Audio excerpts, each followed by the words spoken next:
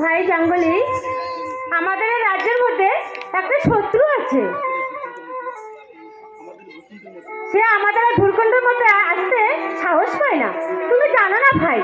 আর আমিও এতদিন তোমাকে বলবার সময় পাইনি, কিন্তু আর তাকে দমন না করলে আমাদের নামে কলঙ্ক করতে বসেছে।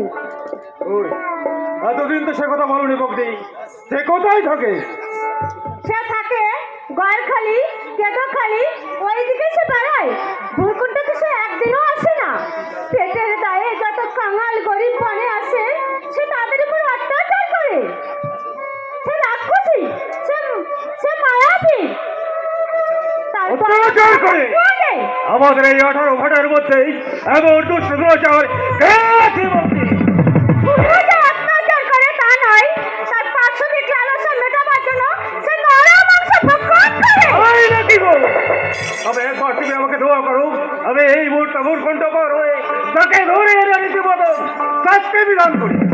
হ্যাঁ জঙ্গলি, তোমাকে তাই করতে হবে, তোমাকে তার অনুসন্ধান করতে হবে।